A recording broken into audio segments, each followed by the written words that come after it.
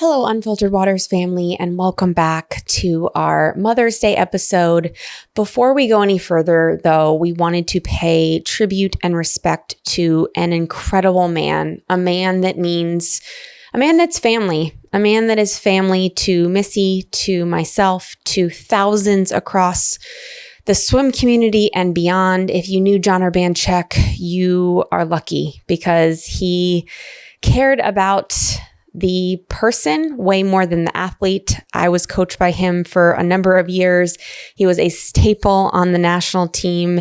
He brought so much joy to the sport of swimming, and we mourn his loss. So please say a prayer for John Urbanchek. We know he will, his token phrase, keep it moving up in heaven, but rest in peace, buddy.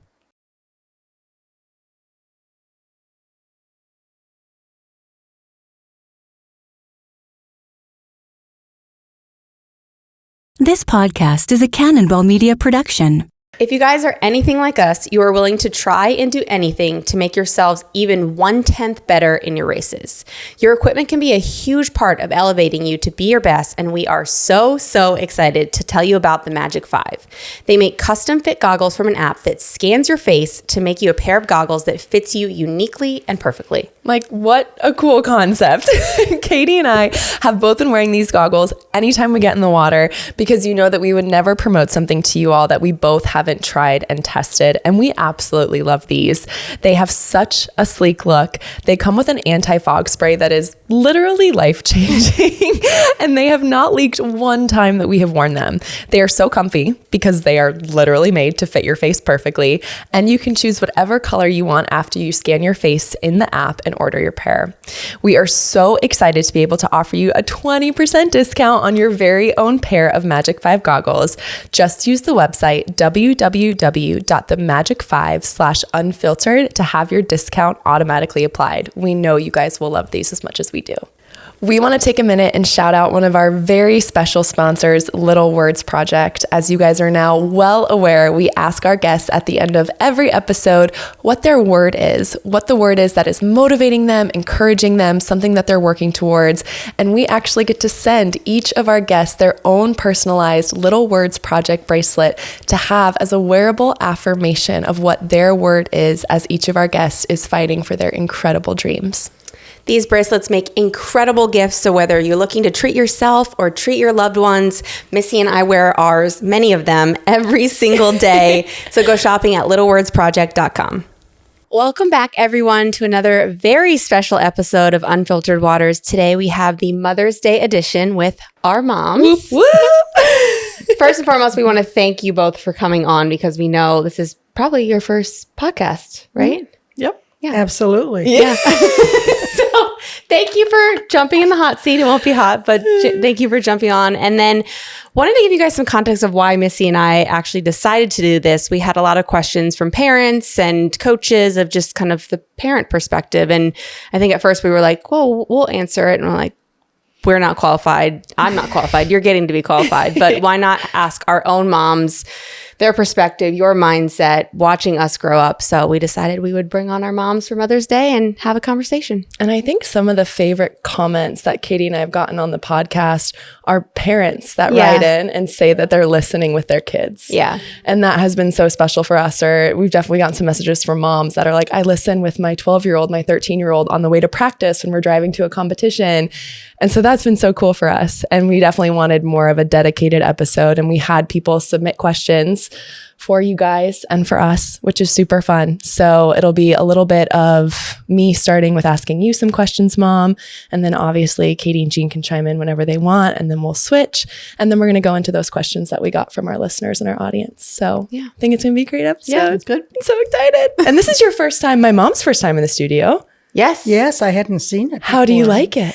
It's great. You guys did a fantastic job. Minus the fact that we had to put a pillow behind your chair so your feet would touch the floor. Thank you. Great. Thank you. Thank you for calling that out. I had to. Okay, well, Mom, we'll get started. I wanted to start with something super easy, something both of us have talked about so much. I'm still very involved with the USA Swimming Foundation, and a huge reason why is because we work with drowning and bringing awareness to the drowning rates in the country and raising awareness of the importance of swim lessons as an incredible way to save lives. And so much of why I do that is our story and how I got involved in swimming, which was because you never learned how to swim.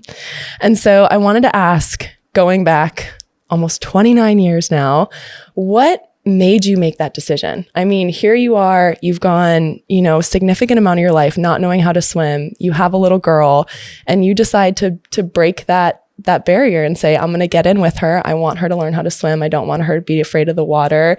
What really pushed you into making that decision? And then were you surprised when I loved it as much as I did? Well, first of all, a little correction. I do swim a little bit. I can do side stroke. No, she doesn't. I can do side stroke No, she as can't. long as I'm by the side and can hold on. Okay, I'm sorry. My mom can do side stroke by the side. Correction. Please continue. Well, a little bit about my background. I was born in Halifax, Nova Scotia, and at that time we had one 25-meter pool at the YMCA that all the schools in the city, probably the whole province, went to. And so we went once a week. We took a bus there and a bus back. We were there for an hour, and we had probably 70 kids, each getting a few minutes in the pool. So I never learned to swim in the pool. The other option was the ocean. And the ocean in July probably gets up to 60 degrees. Toasty. And on top of that, there's waves. And so what happens is that you're trying to learn to swim, and a wave comes along, you go to put your feet down, and there's no bottom. And that's my panicking point. Mm-hmm. So number one, I really didn't learn to swim. Number two, you can do side stroke by the side. I can do side stroke, and I have to hold on, and I have to be able to feel the bottom when I put my feet down, or I totally panic. I think a lot of people feel that way. That's very valid. Really scary. Mm-hmm. Very valid. But the second thing, and I don't know if you know this, I don't know if I ever told you, I almost drowned. I don't actually think I did know that. Dad and I were in Mexico. We'd been married for a few years. He's a scuba diver, so he was off scuba diving. And I decided just to go down to the beach. And the water looked so good. So I thought, I'll go in and just get to my knees. And all of a sudden, I was up to my waist. And all of a sudden, my whole body was going to the side because of the current. And I ended up on the rocks. And I had no control. I couldn't swim. I couldn't get out of there. I put my feet down. There was no bottom. And all I remember is waking up, and I was on the beach, and I found out a 12-year-old boy from Mexico grabbed me and saved me. Wow. Oh my gosh. Had you heard that before? No, I have never heard this story. No, I didn't want to scare you, so I never told you. Well, I think maybe sometime in the past a couple years probably would have been okay. So there was that, the safety aspect in terms of you that I worried about, but also socially. We would go to pool parties. I couldn't swim. I couldn't get in the water. And if I did, I had to have that clear area right by the shallow end, holding onto the wall. And I just never felt comfortable. So when you were born, I always thought I had to get you in the water. I had to get you swimming. And I know swimming doesn't necessarily save your life, but it sure helps. So I got you in the water when you were 6 months old. And I loved it. It was so funny because I got her in the water. It was a mom and me class. And what you were supposed to do was take your baby and go underneath the water, look at her, keep your eyes open, and then come back Underneath the water? Yeah. I know. Isn't that kind of bold? That So is I was bold. there. Maybe hold your breath naturally, right? Yeah. Oh, wow. So I took Missy, went underneath the water. She smiled at me. Her eyes were huge. She was so excited. And all I could think of was, get me out of here. I got to get back up. Yeah. But that's how we started. And you just continued from there. Yeah. You loved it. Well, thank you so much for sharing that, especially that, I mean, going through a near drowning incident is so traumatic, and that makes it only even more impressive what you did getting in the water with me. That must have taken a lot of bravery. So thank you for that. It really did. But I don't know why I didn't let Dad do it. Yeah.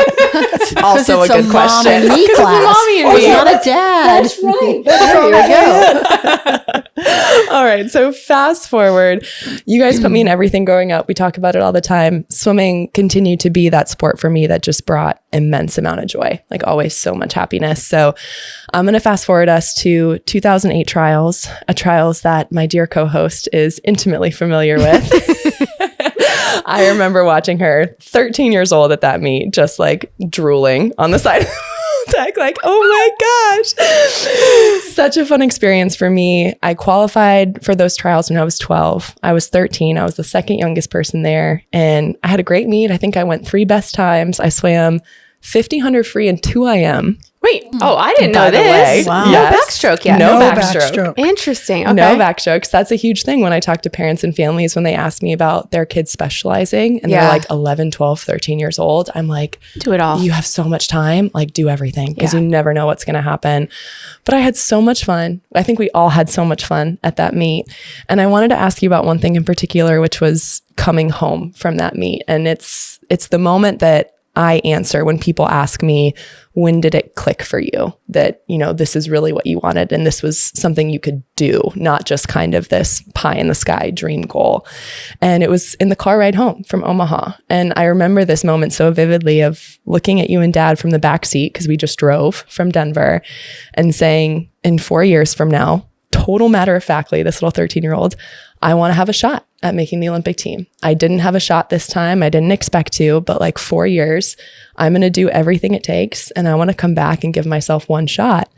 And I always say, you and Dad literally just looked at me and went, great. What can we do to help? Like, just so it's like, what did you think when I said that? Like, did you and Dad talk about that after? What was your reaction in the moment when I was just like, this is it. This is what I'm going to do for the next 4 years. Well, it just made sense. It was a continuation of what you've been saying all along. Because when you were 11, you met with Coach Todd like you usually did to do your goals. And you said to him, I want to get my Olympic trial cuts. And he was great. He said, fantastic. He didn't say you don't have junior cuts, you don't have national cuts, but you won't want Olympic trial cuts. He just said, okay, what are you going to do to do that? And you said, I'm going to come to all the practices. I'm going to work hard off my starts. I'm going to do great turns. And you went on and on with a whole list of things. He said, that's fantastic. So we had heard that. And then the second thing was, you were a really good skier. And we were heading up to Winter Park to our place to ski. And we had everything, all the equipment. And we were about, probably 90% of the way there. And you said, do you guys mind if I don't ski this time?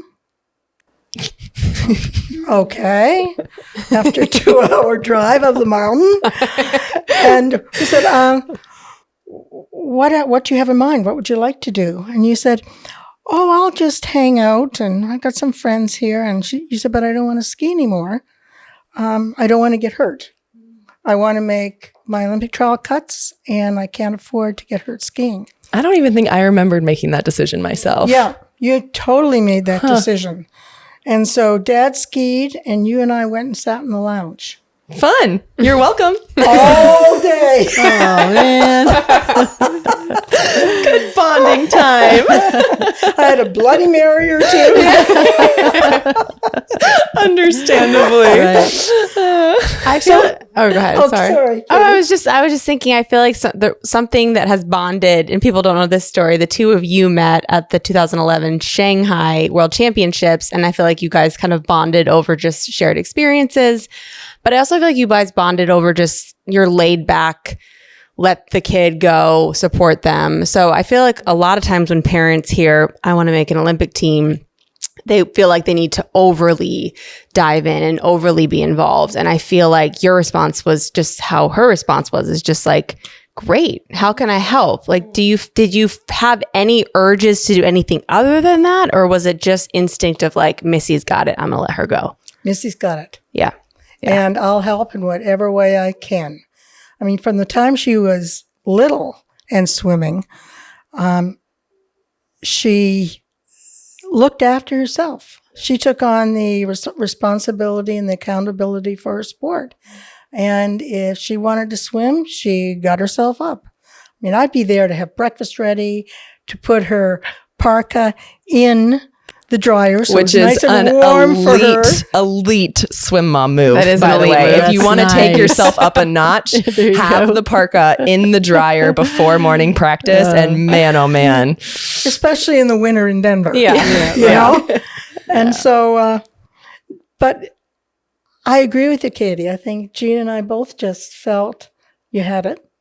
And we had to let go in a way and just say, it's your responsibility. Go for it.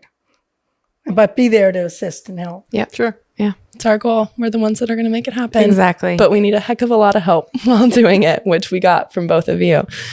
All right, next one. Got two more for you. So this is a really unique situation that we were in. And I know it's a little different to our audience today because we have NIL, but I still want to talk about it because I think that it was, it impacted our relationship for the couple years that it happened. And it was after London. And we had made the decision, I had made the decision to remain an amateur athlete so I could swim in college. And you and Dad were very honest with me throughout that process and were very blunt with what I would be giving up and what it was going to mean. But then you stayed by my side and you supported me when I made the decision that I made. But in order to remain amateur, I was not able to sign with an agency. And I was coming off an Olympic Games with 4 gold medals and a bronze and world records. And I had a lot of requests coming in. So guess who had to handle all of those requests? Well, remember, Dad and I talked about it. And Dad really thought that you were giving up a lot. Mm. And I have to give him credit, though. He sat back as well and let you make that decision. And then the next decision was who was going to help you with these calls. When we came back from London, there were boxes and boxes and boxes of mail, letters. It ended up being, in the first few months, 6,000 pieces of mail. And Missy said, "This is so special. I want every single one of these answered." By somebody.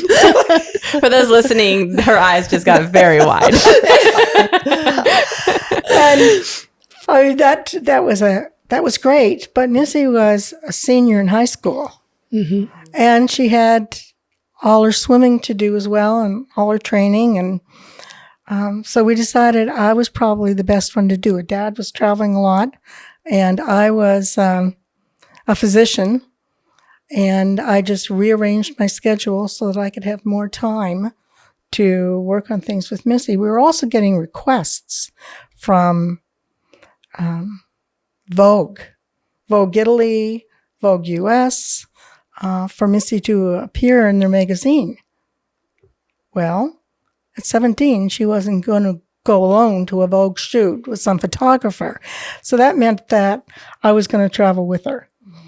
And so we did a lot of things together.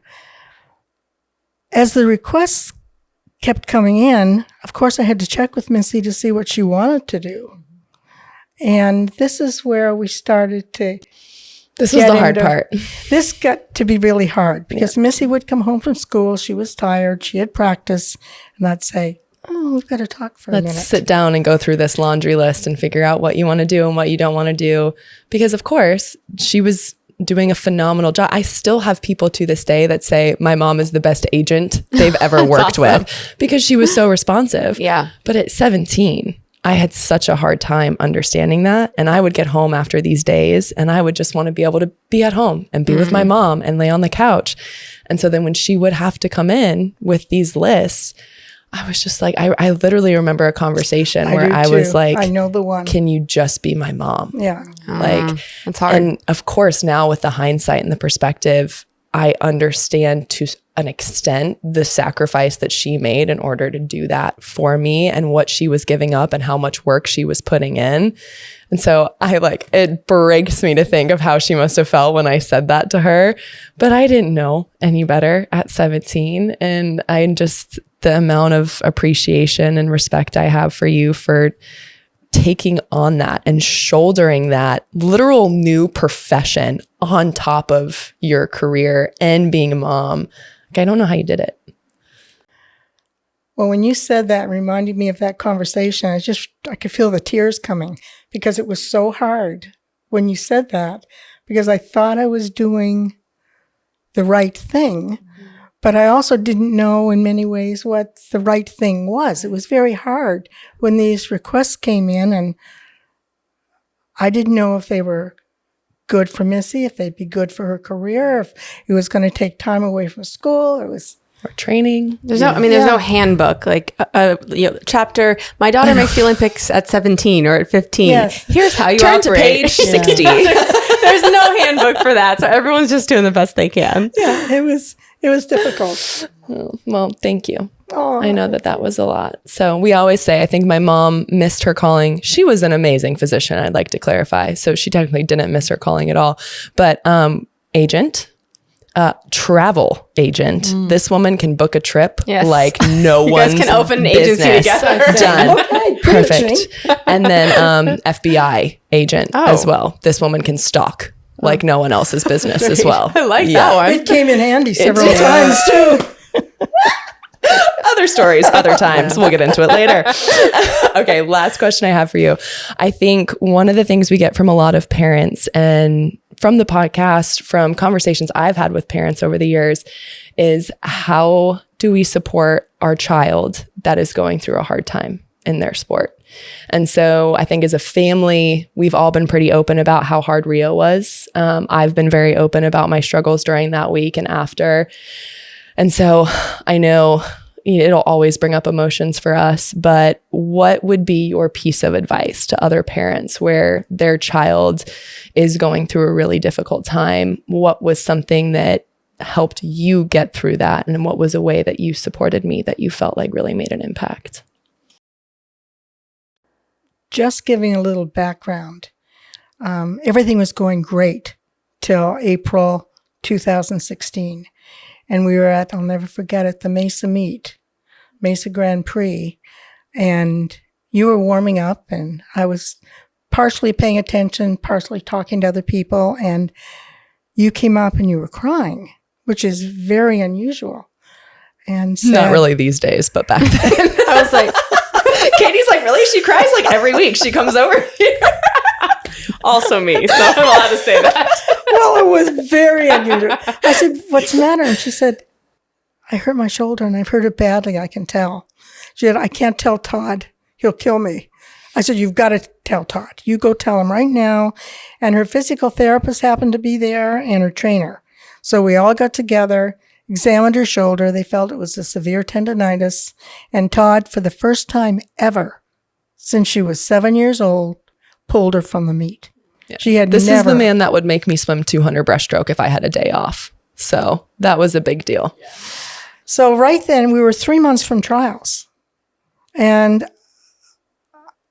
Missy was really worried about it, and so was I. But I knew that there wasn't much we could do, and if it was a serious injury that needed to have surgery, she wasn't going to have it then. So I tried to be supportive. I tried to be encouraging. I tried to be realistic. But it was very hard on you, and it was really hard for for Dad and I to see you like that. You were scared. And I think the biggest thing I did was just be there and listen. I didn't say that much. There wasn't that much to say. But just that we were going to be there with you. Todd and your trainer were going to be there, and we'd get through it, and I knew you'd do your best. And that's all you could do. And I love that you said that, because that was going to be my answer as well, is the listening part. And I think the other thing too is exactly what you said. You never said it's going to be okay. You always just said, we're going to get through it. And that made so much difference, because I think if in that moment you had been like, it's going to be okay, I would have just been like, no, it's not. Yeah, so invalidating. Yeah, You're like it's not going to be okay. Yeah. I know it's not going to be okay. But you telling me we're going to get through it, I did know we were going to get through it. I knew it was going to be hard. Exactly. We did, and it was hard, but we did get through it. Yeah. And you got through it beautifully. I was so proud of you. Thank you. It was incredible. Learned a lot. We both did. Yeah. We couldn't have done it without you. I love you. All right. You get a break now. You're up. You're out of the well, I want to start back like 6, 7 years old. And people always ask me, oh, did you just love it right away? Were you so good right away? And we know that was not the case. I was not super fast right away. And I actually quit. I would say I retired at 6 years old. So I swam summer league for 1 year, quit. And I feel like a lot of parents would have been like, no, like you have to stay in it. You have to keep going. And I was like, Mom, I don't want to do this anymore. And you were like, okay. And then I found my way back to it a year later. But I never asked you this of just what was the conversation between you and Dad? Were you guys worried? Did you guys care? Were you like, okay, well, she has to go do another sport? Or were you just like, she'll figure it out? Yeah, it's funny, before you were born or when you were born, one of the things that was important to me is that my kid never go into an organized sport until they were at least 8, 9, 10 years old. Really? Yeah, that was really important to me. I really wanted my kids to just play and use their imaginations and have fun, and not have the structure and that external pressure that comes with organized activity. So here we moved to a neighborhood where they have a swim team, and I didn't know anything about any of these things. Of course, none of us did, about summer swimming. And she met a friend, a couple years older, who was doing summer swimming. Mom, can I do that? So that was at 5. She actually just turned 5. Gosh, you're little. So yeah, this kid gets in the water. She's like, there's just nothing to her. And so she's blue the entire time, but she's adoring it. She's loving being with the older kids, and she's with her friend. And so it was great, but there wasn't anything competitive about it. She was just enjoying it socially. So it's fine. And then of course there's the story of that your dad always tells. Oh God. And so she was really enjoying just getting all the purple and pink ribbons. Which is like 7th and 8th place. My kind of girl. About the blue, the red. No, didn't even cross her mind. But she swam this one meet where it was just 25 back. Yeah, 25 back. And she went straight first in an outdoor pool, which is bizarre. And she went straight, start to finish, and qualified for that thing they have at the end. I guess a championship. Yeah, that you get. She got a cut. So everything else was like really like dog paddle. She really just didn't know how to swim. But that one she did know how to do for some weird reason. So anyway, that was the end of that. I did take her to the championship, and it was a pool that had do you remember this? She was in, like, barely made the cut. So she was at the end lane, and the end lane was also where there was like I think it was either the diving well or maybe the shallow end. Oh no, I do remember that. So she started out straight, and then she kind of made a left turn, sort of complete, because there was no lane line on the other side. So why would they not have kind of exactly there? Just because it was just summer swimming. So anyway, obviously it didn't matter, but it was kind of like the poor child eventually made it to the wall, but it took after a while. doing 100 backstroke for a 25. Yeah, exactly. So anyway, that was the end of that. And there was never any discussion again about swimming. That was it. That was summer swimming. Then we ended up moving. And so we did have you do some lessons in like an apartment pool, this girl who knew how to do breaststroke. She clearly did not know how to do breaststroke, which is funny. And the girl taught her how to do breaststroke during that next summer that she didn't swim. And then, for some reason, you were still friends with that one friend and you wanted to do the summer swimming again, same neighborhood. And about, I'd say 3/4 through the season, she started to notice who was winning. And she even asked, we didn't know anything about year round. And you asked these kids, like, well, how are you doing so well? Oh, we swim year round. Oh. And so at that point, you said you wanted to be able to do better. And that's when we started the year round. And did I have a thought about it? I was excited for you because you seemed to be really excited about swimming. Yeah. Yeah. So No, I didn't have any issue. No, I always look back on that and appreciate it because I think there are a lot of parents that would have been like, no, like you have to go back, you have to keep going. And I feel like because I then was able to choose to do it again, it kept like my passion was like so hot out of the gate. And I feel like if I had been, and that is where competitive serial killer Katie was born. Right. I say murder and punch and kill a lot on this podcast. So it's becoming a thing. But it took a while though. I mean, even she was like 1 day a week with a year-round program. It was on a Sunday evening. We'd and forget. I swear, probably 5 out of 10 we'd forget. Yeah. We'd be sitting at the dinner Because table. who has practice on Sunday night? Exactly, at 7 like, p.m. No. Right. No. Well, that was earlier, and that was like right at dinner time. Yeah. No. So we'd forget. Yeah. So eventually, she wasn't a very good swimmer. She just seemed to like being part of that sort of group of people who were trying to get better. Yeah. Yeah. I mean, I think, and something probably not a lot of people know, but my mom was an insane, still probably would be pretty good at throwing up some shots, but basketball player. She was the all-time point scorer at Stanford in basketball and inherited 0 of her hand-eye coordination or ability to do anything outside of the water. Confirmed. Yes. But, having like you were shooting to be an Olympian, you were at the top of your sport. And so this is a selfish question for when we have kids. Do you feel like your perspective, your mindset, your mentality towards me and Christian growing up was different? And how do you feel like that lens helped you from being an elite athlete yourself? Yeah, I think that's why I didn't want you to do an organized sport. And it's really interesting to think about how I felt when I had kids and how I didn't want my kids to experience what I did, which we all know what happens. You totally invest yourself into something, all in, and you know that fall off the cliff will happen eventually. And it did for me. It took me a couple of years to know who Jeanne, the basketball player, was. Like we all know everybody goes through it. And I think in a sense, I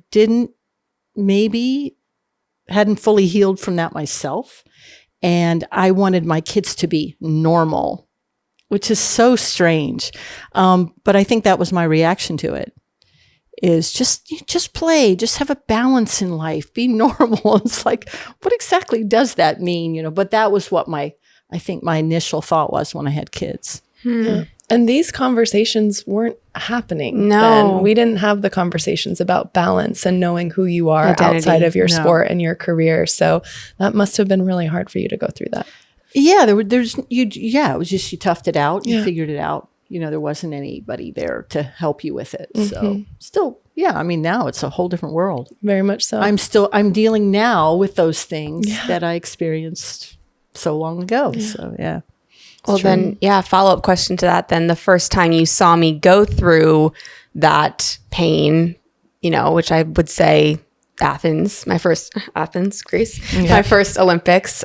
Did you have things that came up from your career, or was it just more of just going into mom mode and trying to help? Yeah, totally. Okay. Totally was mom mode. Okay. Yeah, no, there was not a thought of like, all right, I told you so. I mean, it wasn't like that feeling.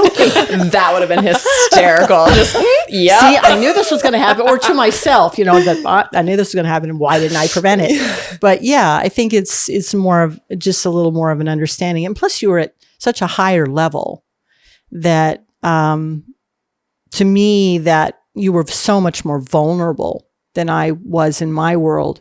So you needed support. That was all that mattered. Yeah, definitely.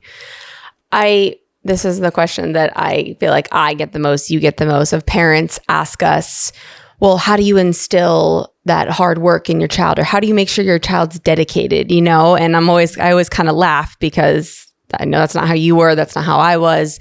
But how did you not jump in when you didn't have control, like a coach was doing something or an athlete was being mean or something was happening that you didn't agree with? How did you balance, this is when I jump in? We talked about this last night. This is when I jump in, and this is when I just step back and be a mom and be a listening ear. Hey everyone, we just wanted to give a super special shout out to our amazing production staff over at Cannonball Media. We have an amazing team behind this podcast, and we couldn't do it without them. So thank you so much for all of your help. If you're looking to start your own podcast, they take care of everything from A to Z. So reach out to cannonballmedia.co. If you follow Katie and I at all, you know that we are obsessed with cold water immersion or cold plunging. My experience began as early as 12 years old when our moms would go to the closest gas station after a final session at a swim meet and fill up the hotel bathtub with as much ice as they could carry so we could recover and be our best the next day. Now, thanks to Edge Theory, this experience couldn't be any easier or more available. They have created a cutting-edge, all-in-one portable ice bath and hot tub that can cool the water to 37 degrees or heat it to 105 degrees, all within 2.5 hours. It also has a state-of-the-art filtration and sanitation system, keeping the water clean and ready to use 24/7. For me now, cold water immersion drastically increases my energy, especially when I need a boost halfway through the day after chasing around my 2-year-old all morning. And I've really been focused on lifting, and it really helps reduce my muscle soreness. For me, it's about the mental clarity in the morning. It's the first thing I do. I love getting something really hard and challenging done out of the gate, and that dopamine rush is amazing. So click the link in our show notes to learn more and get your Edge Theory cold tub today. Because I did jump in a couple times. Didn't go well. So I don't say that. I probably learned that fairly quickly, that as you got older, it was easier not to be involved. It was like, it was really trusting the process and trusting. I think early on, I made an effort to allow you to have the confidence to make decisions yourself. I wasn't a helicopter kind of mom. And maybe that ultimately made it that I trusted you. I could put in the work there to help you make decisions. And I just had to trust that you could make your way through. But you were such an expressive person. Like, you did not. Oh, that's not changed. Shocking. But yeah, it was just, you didn't hold a lot in. So I knew what was going on. Pretty much at 24/7. No, not quite. But, like when you would have almost a practice. Like her face reads every emotion she's feeling. That's not changed. Really from birth. She said at birth, like, what did you say yesterday about how, like, I would be, like, super, like, a baby? Well, I think in general, just that the world was really overwhelming to you very early. Yeah. And so my job was to try to, I guess somehow ease your way into the world. And you did fine eventually. I got there. You did. But yeah, I think it was more about just trusting Katie to, come to me when she needed help. And just being there, listening and being aware if I thought there was something where I really needed to be involved. But most of the time, she was really good at handling things, I believe that. No, thanks. For as much as I make fun of you. I know. Yeah. You know how much I love you. I can be self-deprecating too, so it works out. Well, thank you for sharing that. Yeah. I think part of why we wanted to do this is so that not only to hear, we've both heard things from you that we've never even heard before, which is so fun. And then for parents to hear, hey, it's okay, trust your kids, it'll all work out. So again, we thank you guys for being here. Yeah. And now we get to the fun stuff. So Yeah. these are the more rapid fire fishbowl. questions. Okay. Yes. So as I mentioned in the beginning, these are questions that we had come in from our audience and our listeners that they wanted us to ask you guys. So when I ask a question, I'll have Mom, you answer first, and then Jeanne. And then when Katie asks a question, Jeanne, you can answer first, and then Mom, you can go second.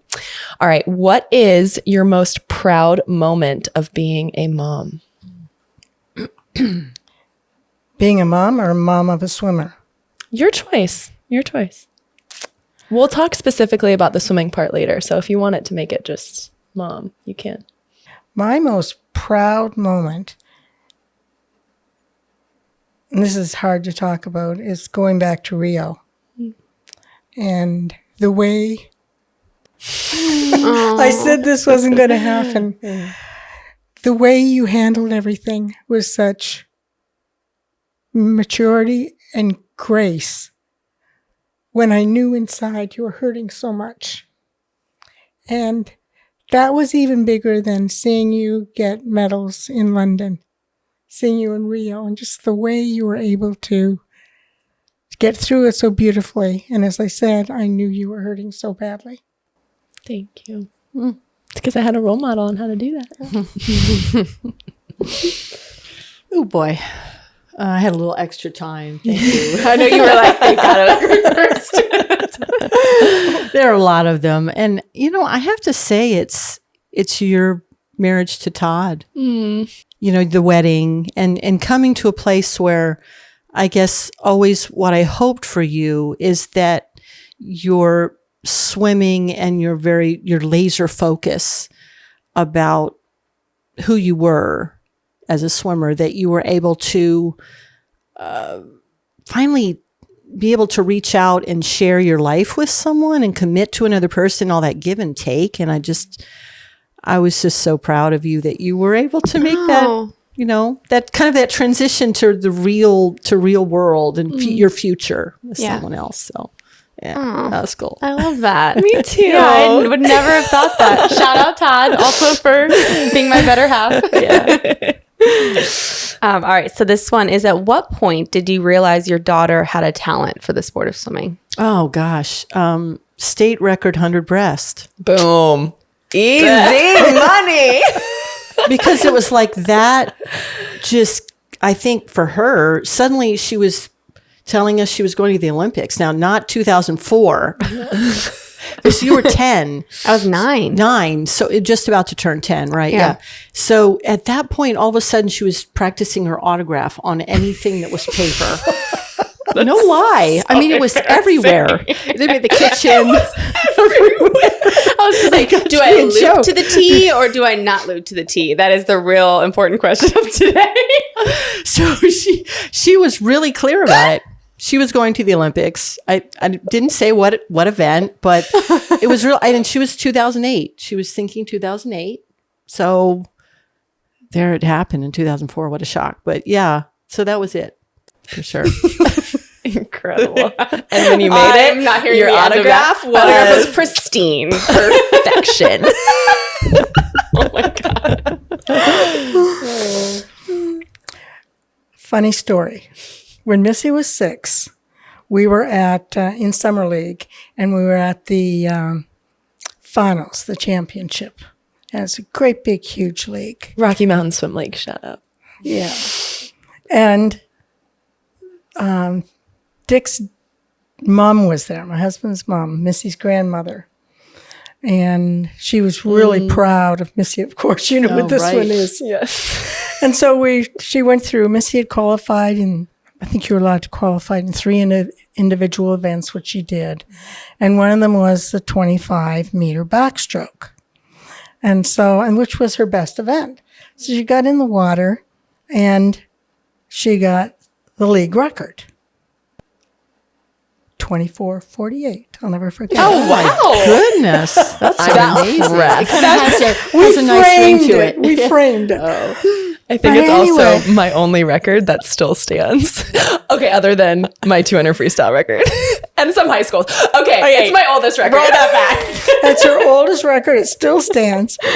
And Dick's, we had all our friends, neighbors, other neighborhoods that we knew had people who we knew. And all of a sudden, Dick's mother gets up and goes, "Oh my heavens, she's going to the Olympics."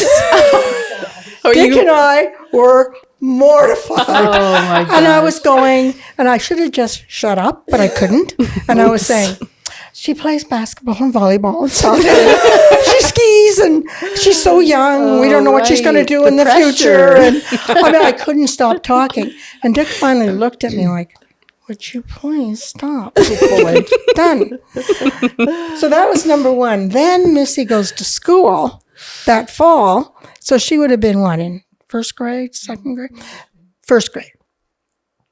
The teacher asked them to do a picture of what they were going to be when they grew up.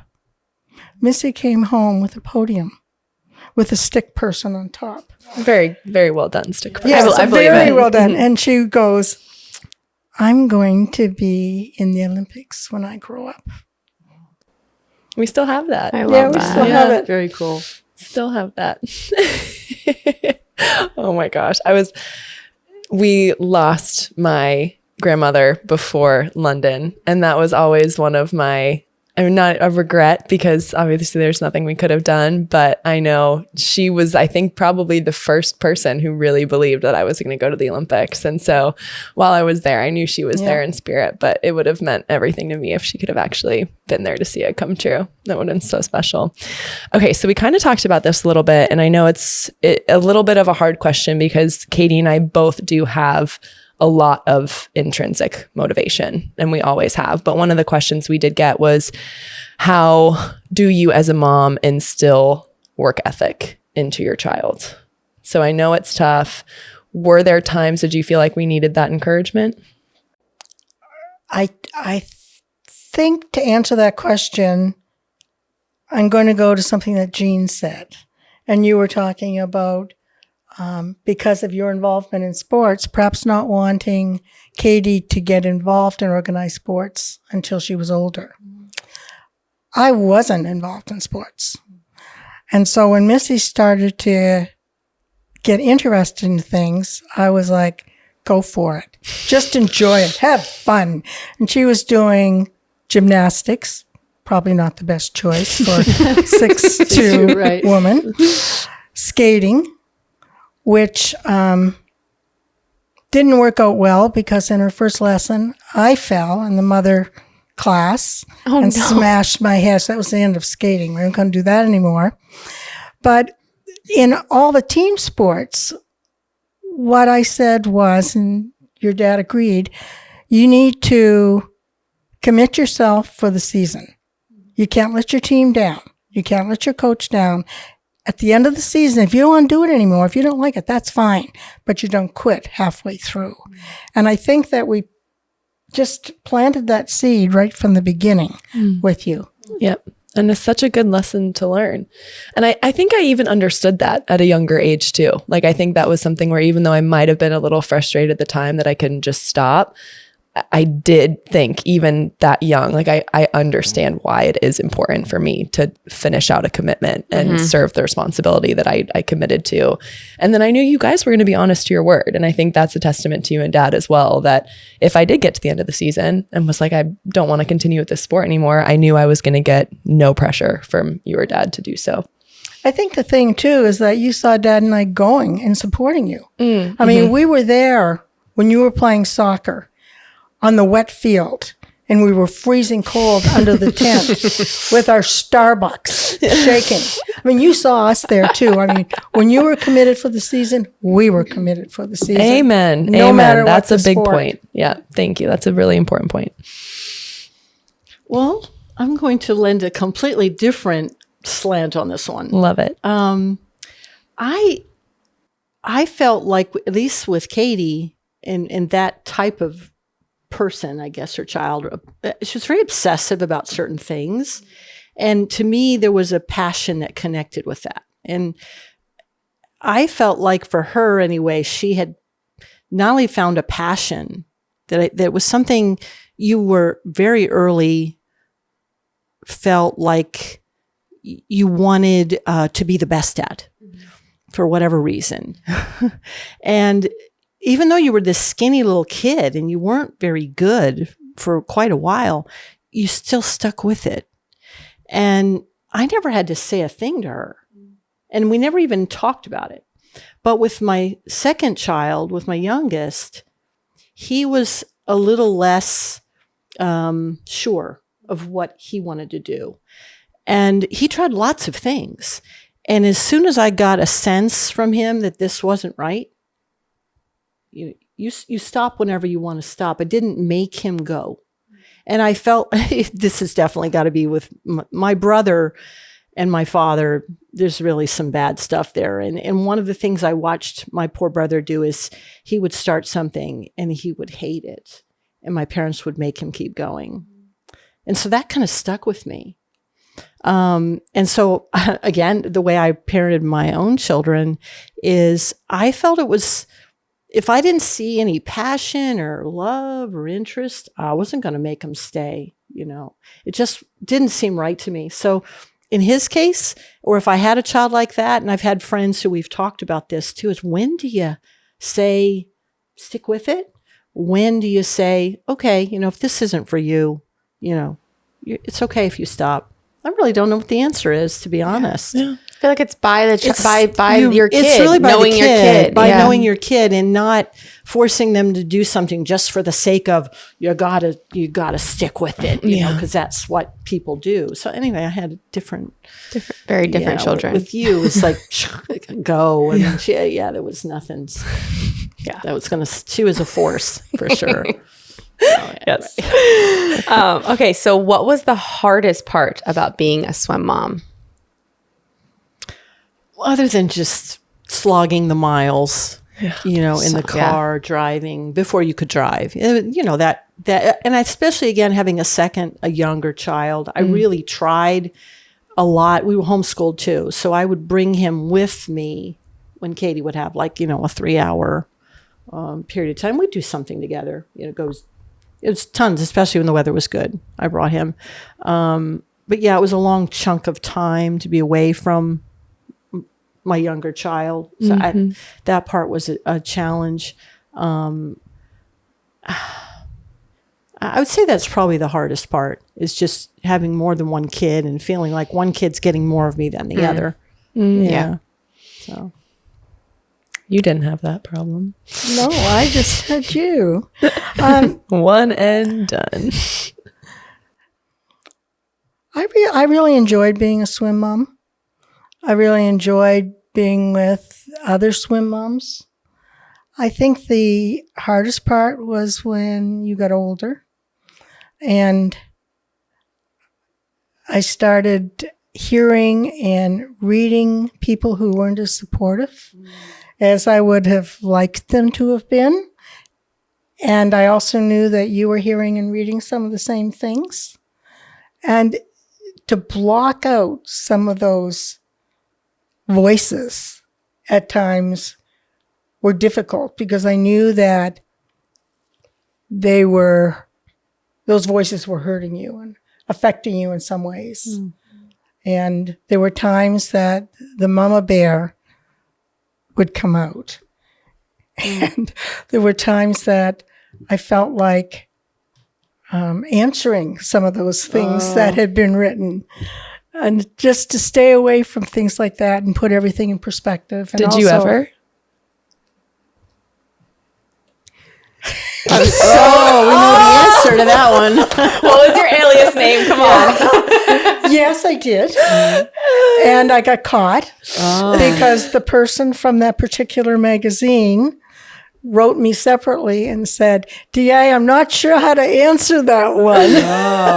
And I didn't realize that he was able to track me and know that it was me. Oh, how awful. Yes, it was awful. I thought, and I stopped. You're I didn't mortified. do it again. Yeah, I was mortified. We've all been there. Okay. Thanks, Missy. Don't worry. And if that person hears this interview, they'll be laughing hysterically because they know who they are. I mean, I feel like based on some context clues, I could probably come to the conclusion. Yes. So they probably will be watching. Yes. Oh boy. That's okay. It's all right. Time heals all. Yeah. I love it. Oh my gosh, have had so many athletes come on and talk about that's one of the hardest parts is and one of the biggest lessons I've learned is don't read the comments. And it's interesting you brought that up because I will be completely honest. I never thought about how that impacted you. Like I would just read those comments and I was dealing with how those were affecting me, but I never once thought about how you must have felt reading some of those comments as well. My sister, your Auntie CJ, she came to most of your meets.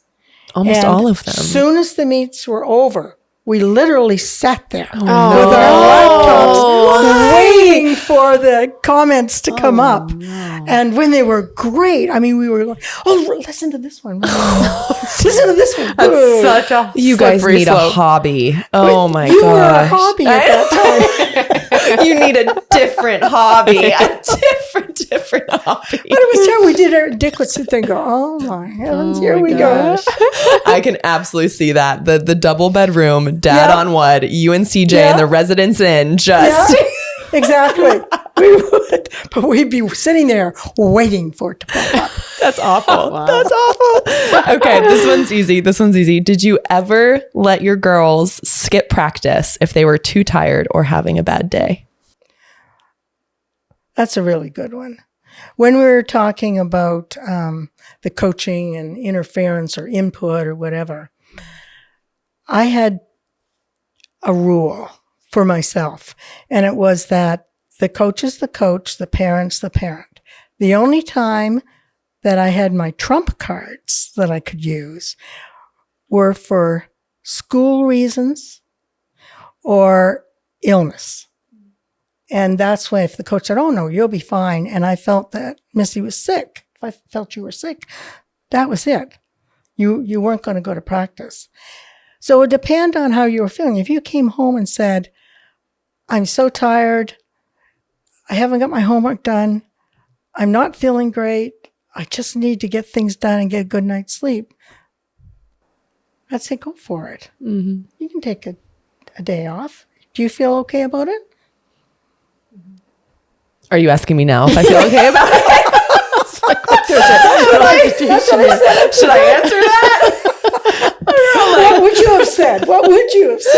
You know, it's so funny. I feel like weirdly enough, to this day, still feel like I need external validation to rest and take time off. Like I have to get to a point of near brokenness until I feel like I've almost quote unquote like earned it. Yes. And done enough. And I think that's just a little bit par for the course of our journey and being elite athletes and being taught for better or worse to just push and push and push and push.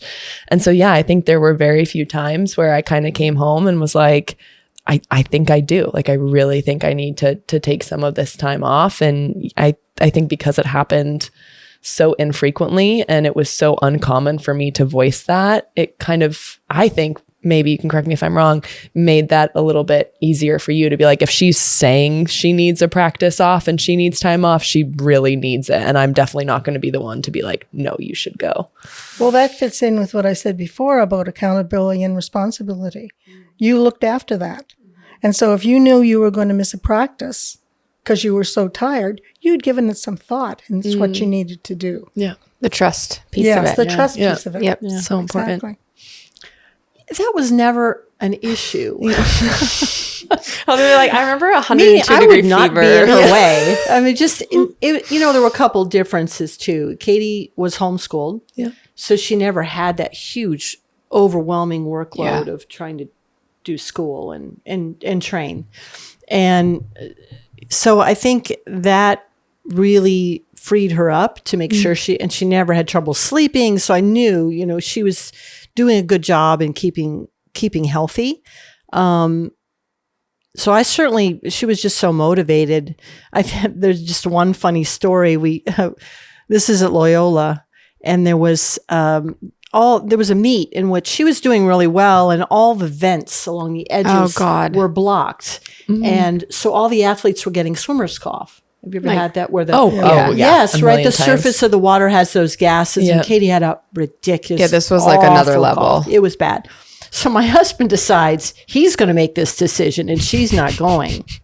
So he literally tries to bar the door. Best of luck. Wait, he barred the door? He tried to bar the door. I don't remember that. Obviously, it didn't work. Said, Katie, you are not going to this meet. Listen to yourself. And she was like, I don't remember exactly if you physically moved him or if you said, I'm going to this meet. I can't wish you could tell him. Maybe it'd be interesting to hear him say it exactly. Oh my God. But yeah, we went. And she Of course slammed. you did. Yeah. Yes. Dad did not. He tried to bar Had no control. Did he go? He tried. No. I It was one of "I'm those not really supporting." early in the morning, and we had a long commute. We were pretty far from the pool. So, no, he didn't go. I think it was actually snowing that morning, too. So, it was like a double whammy. But anyway, I just remember that. No, she really, I don't know that I think also she had a coach who was really in tune to that as well. So, she's getting pretty run down. I think he would. Yeah, he had a good Yeah, he was pulse pretty on good that. on that. So, Yeah. Yeah. Yeah. Oh my gosh. I was absolved of ever having to do Harry that. Potter Chamber of Secrets visions of literally like bars on windows trying to keep you from doing We're it. not going to this meet, Katie. Like, well, think again. Do you want to get into our final questions? Yes. Okay. So we have, you guys are watchers of the podcast. So we have 3 final questions we ask all of our guests. So the first one is, what is a moment or memory within our swimming careers that brought you the most joy? Oh, that's also hands down 400 IM Melbourne, Australia. Yeah. It was a world record. It happened to be a world record, but it was more of, I tear up when I think this. You called me, I think it was that morning, and I've never, ever heard Katie feel so good, and it's the 400 IM of all races, so excited about a final. Just, she was so sure of herself. She was feeling so good. She was just so excited about swimming. And I'd never heard her that, just that jazzed about what normally made her very nervous and anxious is a final, in a world final.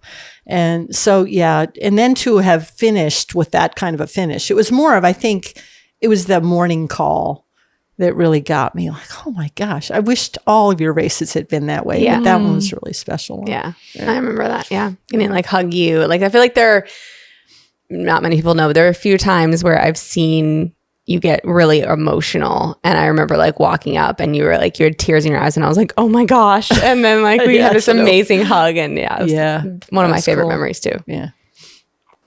Yeah, you never get emotional either, do you?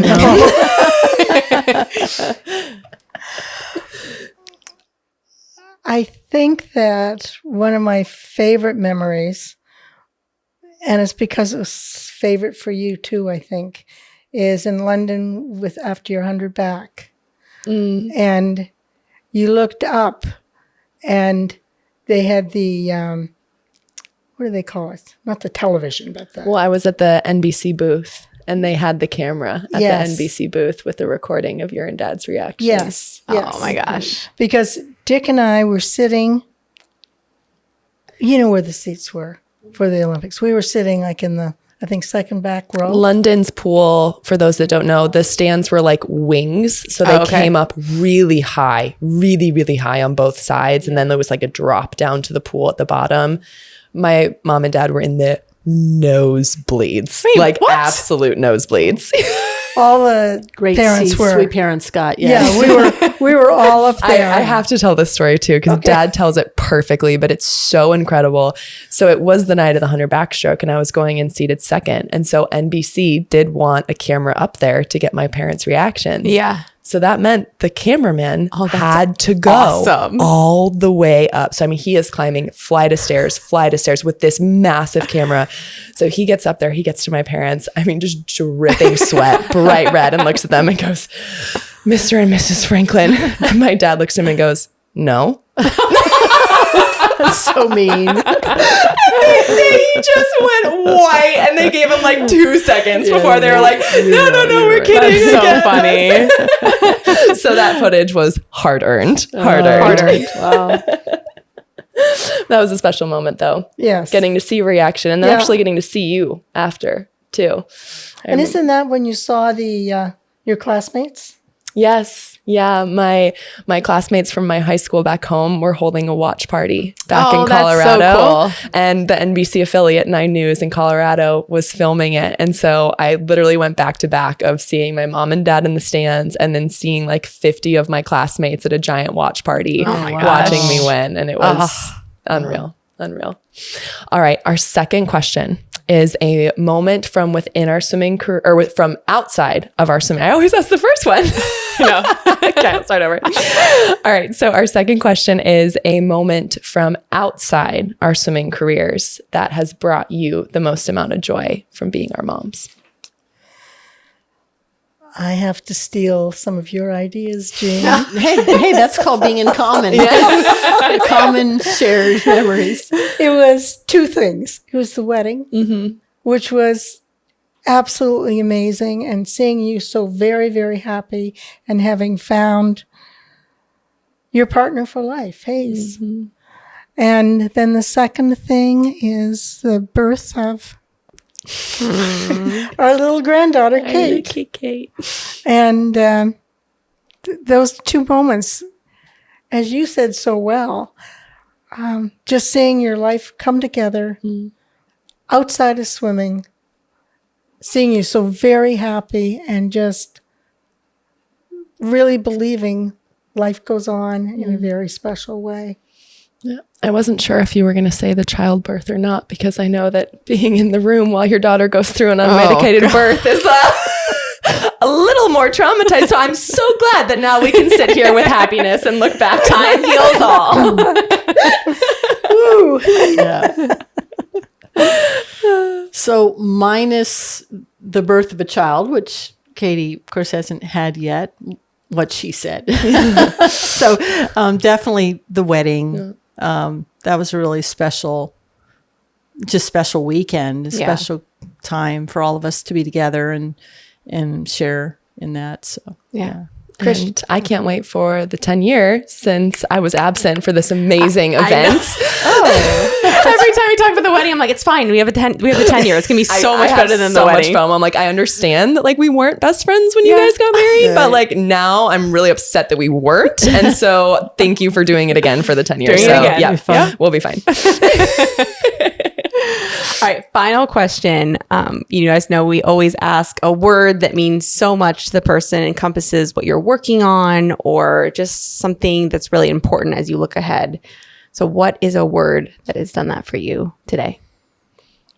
Well, I have a couple word or phrase. Yeah, I have a couple of bracelets I'm wearing. I'm trying to decide which one I think is, I don't know. I think not done is really important for me right now. We're moving, making a big transition and not retiring. I think having been a mom and then been kind of an empty nester for a period of time, and then having gone through some tough times with a sick husband and then a mom who passes away and just a lot of major things happening in life, it's really easy to kind of say, oh, I'm so tired. I'm just going to like be done, just retire and do nothing and read and do whatever I'm going to do. But no, I feel like I have more to offer. And so that's why I have this. It's beautiful. Yeah. Share your second one. The second one is really good for anyone to hear. My second one is I seem to be attracted to people with dementia. I don't know why. I had a boss who, after an 18-year time together, slowly deteriorated. Anyway, I developed this little acronym for myself before I went into work every day, and it was HULK. And I shared it with Katie too. It's, I am humble, understanding, loving, and kind. Oh, wow. So I made myself a little bracelet with that just to keep reminding myself. And I work with a client as well. And so it's just a good reminder. I love that too, because that juxtaposition of like the Hulk and like the strength, right? Yes. But it's like the strength that is in those things and in those, oh my gosh, that's beautiful. Yeah. I love that. Cool. It's amazing. Mommy? I have two words too. I don't have any bracelets, but I do have two words. Oh, there's time. It's like, I just got to hear them first and then I'll get going. The first one, and I'm giving away a little bit about myself, perhaps TMI. Never. That's what this podcast is for. I've had a rough 4 months with various injuries, 4 hospitalizations, I'm coming out the other end, and I think I'm doing well now. You're doing phenomenal. But it's been, as you may be able to tell, I'm an emotional person. And it's learning patience with myself and the belief that things are going to get better and working hard on that. The second thing. Wait, what was the word? That was just a Patience. strong. Patience. Okay. Patience. Love I that. got that. Patience. See, I need the bracelet. You can look at it and you'll know what it is. Patience with myself. Yes. Perfect. Continue. The second word is, and it's because of my family, you, Kate, Hayes, Daddy, my sister, Dick's family, I can go on and on, but is pride. Just the pride of watching everyone, watching all of you, watching you and Hayes and Missy, you and Hayes and Kate especially. That pride is something I think of a lot. Mm-hmm. And I love you. We love you. We cannot thank you both enough. This has been such an amazing conversation for both of us to have. And it means the world that, I know, Jeanne, you're here visiting. So for you to take your time out of this wonderful weekend you got to spend with your daughter and Todd and Mom, we were fortunate enough to all be here in Nashville together. But we just so appreciate your time, your insight, your wisdom. We would not be the athletes, but more importantly, the women that we are today without both of you. And I know that our listeners will really appreciate everything that you had to say today as we did. So thank you so much. And to all of our moms that are listening, happy Mother's Day. Thank you for all that you do for your families, hopefully for yourself as well. Big reminder to take care of yourself along the way. But thank you. We see the work that you do and know that it is not lost. It is noticed and it appreciated. And thank you for being the role models and the inspirations that you are. So without further ado, from your Unfiltered Waters family, happy Mother's Day. And cut. Oh, yeah, that was so fun. Hey, Jeanne. High five it out. High five it.